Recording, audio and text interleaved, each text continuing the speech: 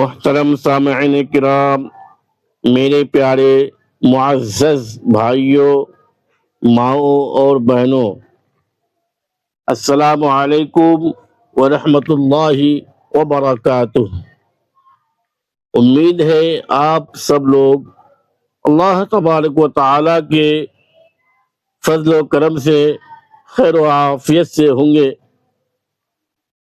ناظرین، آج ہم بات کریں گے بوڑھے شخصوں کے بارے میں جو بیماری کی حالت میں ہے یا کمزوری کی حالت میں زندگی گزار رہے ہیں۔ تو دوستو، پوری ویڈیو کو لازمی دیکھیں اور ویڈیو کو لائک، سبسکرائب اور چینل کو شیئر ضرور کریں۔ اب شروع کرتے ہیں۔ بسم اللہ الرحمن الرحیم۔ شروع کرتا ہوں میں اللہ تبارک و تعالیٰ کے نام سے جو بڑا مہربان اور نہایت رحم کرنے والا ہے۔ تو ناظرین، انسانی زندگی کے 3 اہم حصے ہوتے ہیں: بچپن، جوانی اور بڑھاپا۔ عموماً انسان کا بچپن کھیل کود میں گزر جاتا ہے اور جوانی میں وہ کہتا ہے کہ مجھے کچھ بننا ہے، کچھ کرنا ہے، جبکہ بڑھاپے میں انسان مختلف بیماریوں اور جسم کی کمزوری کی وجہ سے بے بس ہو جاتا ہے۔ حضور اکرم صلی اللہ علیہ وآلہ وسلم نے ارشاد فرمایا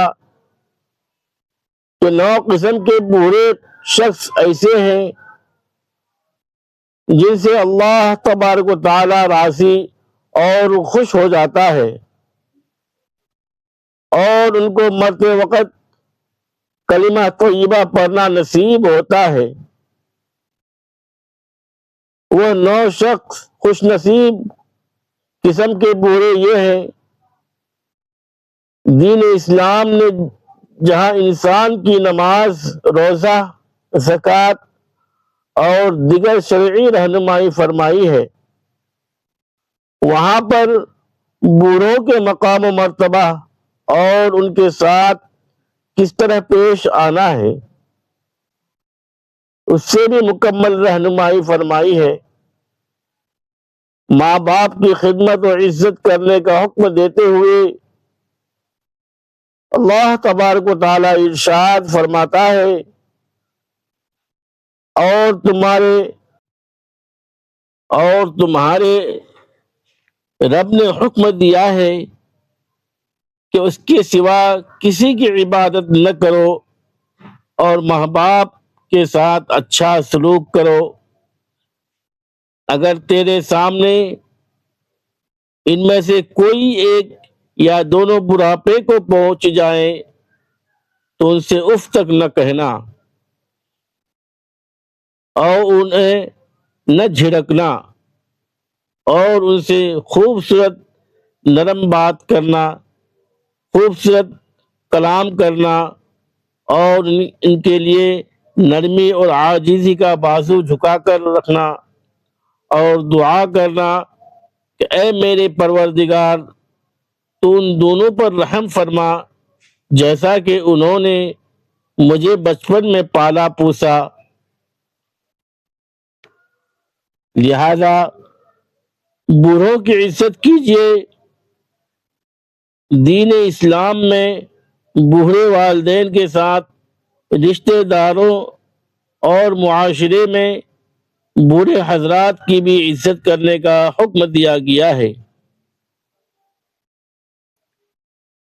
اللہ تبارک و تعالیٰ کے آخری نبی حضرت محمد مصطفیٰ صلی اللہ علیہ وآلہ وسلم نے ارشاد فرمایا کہ بوڑھے مسلمان کی عزت کرنا اللہ پاک کی تعظیم میں سے ہے۔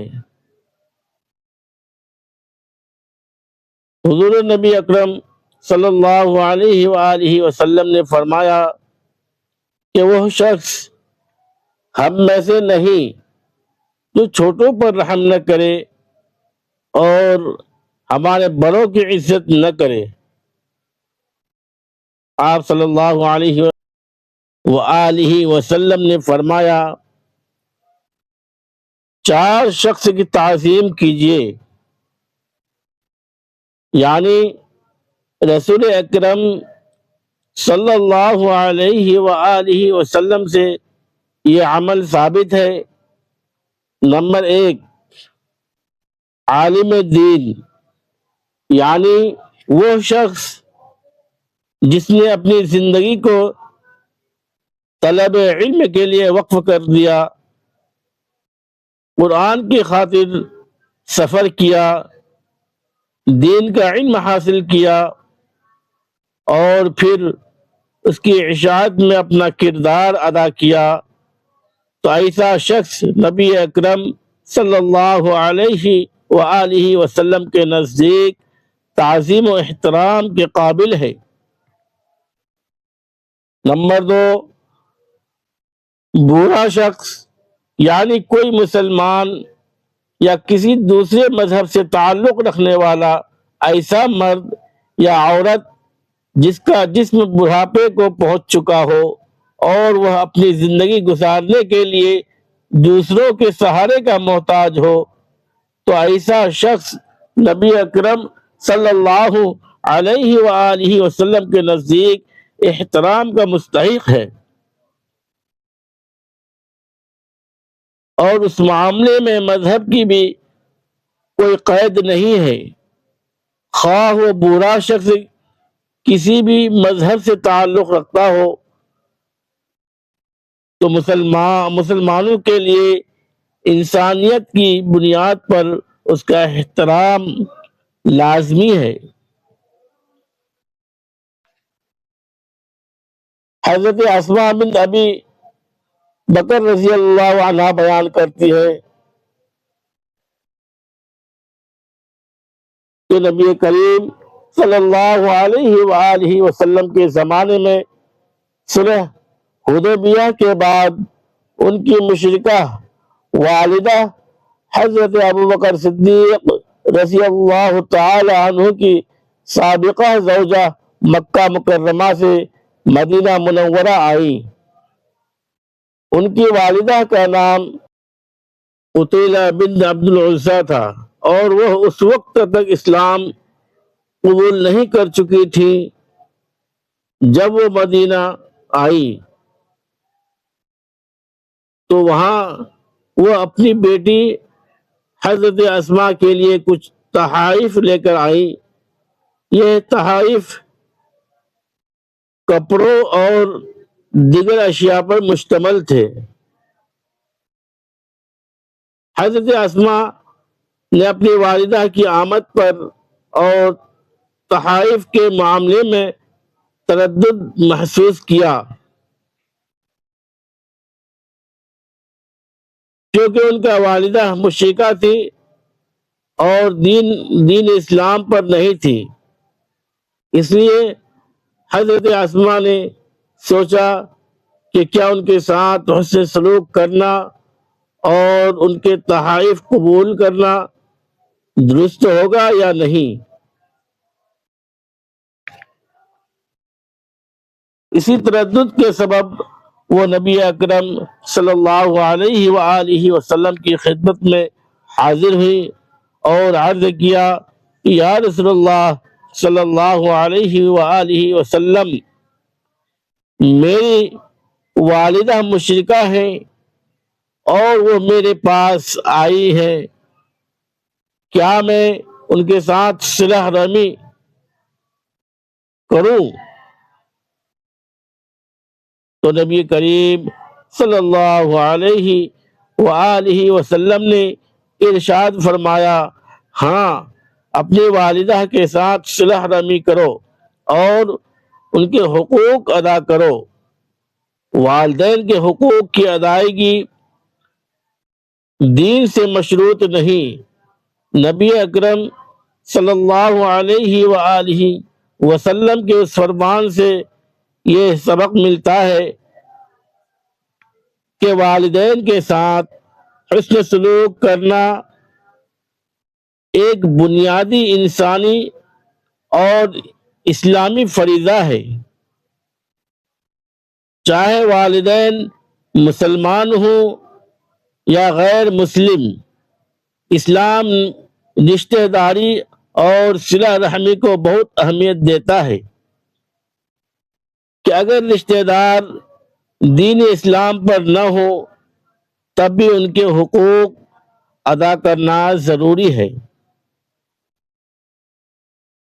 تیسرا شخص جس کے احترام کا حکم دیا گیا وہ حاکم وقت ہے، جبکہ چوتھا شخص انسان کا باپ ہے، لہذا بوڑھوں کو ترجیح دیجیے۔ امام غزالی رحمۃ اللہ علیہ فرماتے ہیں کہ بوڑھوں کی عزت کمال درجہ یہ ہے کہ ان کی موجودگی میں ان کی اجازت کے بغیر نہ بولا جائے۔ حضرت جابر بن عبداللہ رضی اللہ تعالی عنہ فرماتے ہیں کہ ایک قبیلے کا وفد بارگاہ رسالت میں حاضر ہوا اور ان میں سے ایک نوجوان بولنے لگا تو نبی کریم صلی اللہ علیہ وآلہ وسلم نے فرمایا، تم ٹھہرو، تمہارے بڑے کہاں ہیں؟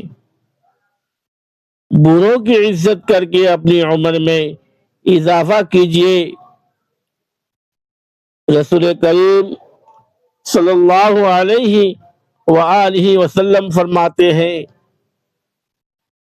جو نوجوان کسی بوڑھے شخص کی اس کی عمر کی وجہ سے عزت کرتا ہے تو اللہ پاک اس کے بڑھاپے میں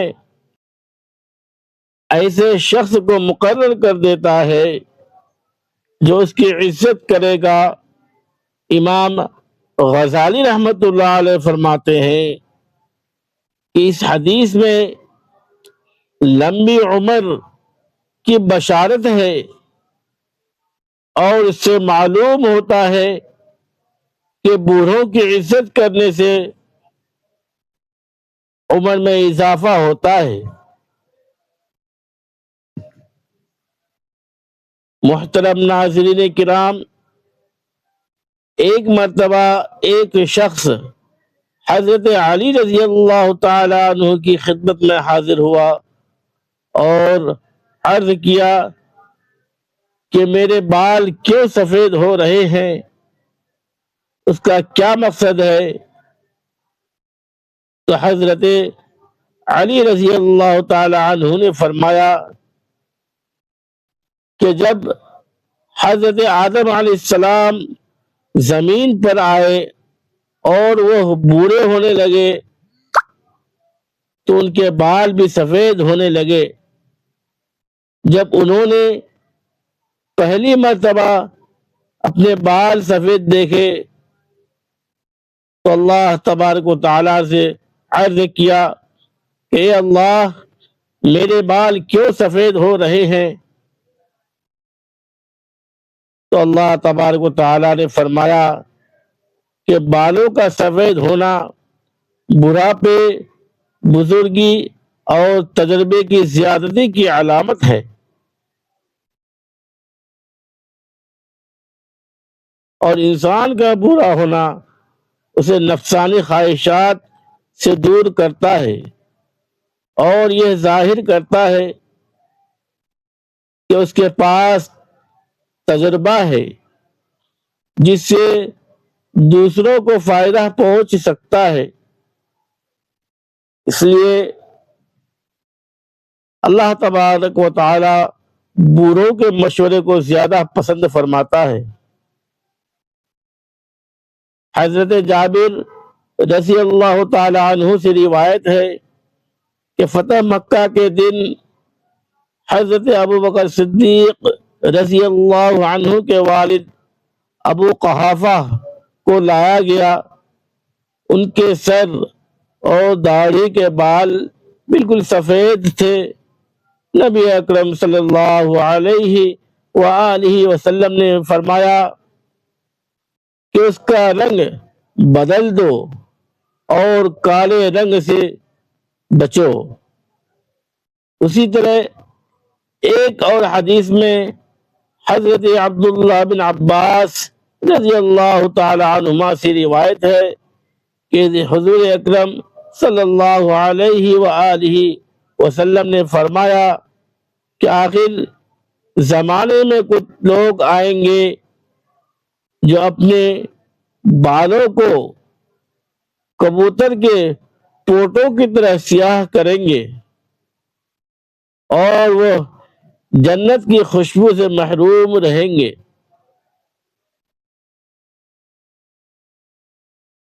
اس سے معلوم ہوتا ہے کہ مختلف رنگ کی مہندی وغیرہ استعمال کی جا سکتی ہے. اسی طرح حضرت عمر فاروق رضی اللہ تعالی عنہ سے روایت ہے کہ نبی کریم صلی اللہ علیہ وآلہ وسلم نے ایک بچے کو دیکھا جس کے سر کے کچھ بال مونڈھے ہوئے تھے اور کچھ چھوڑے ہوئے تھے. تو آپ نے منع فرمایا کہ یا تو پورا سر منڈواؤ یا پورا چھوڑ دو. اور اس حکم میں جوان اور بوڑھے سب شامل ہیں. لہذا ہمیں چاہیے کہ ہم اسلام کی تعلیمات پر عمل کرتے ہوئے بوڑھوں کی عزت کریں. سفر کے دوران اگر کوئی بوڑھا شخص نظر آ جائے تو اس کے لیے جگہ چھوڑ دیں، اس کی مدد کریں، اس کا سامان اٹھائیں، اسے بٹھائیں اور اس کی دعا لیں، کیونکہ بوڑھے شخص کی دعا زیادہ قبول ہوتی ہے.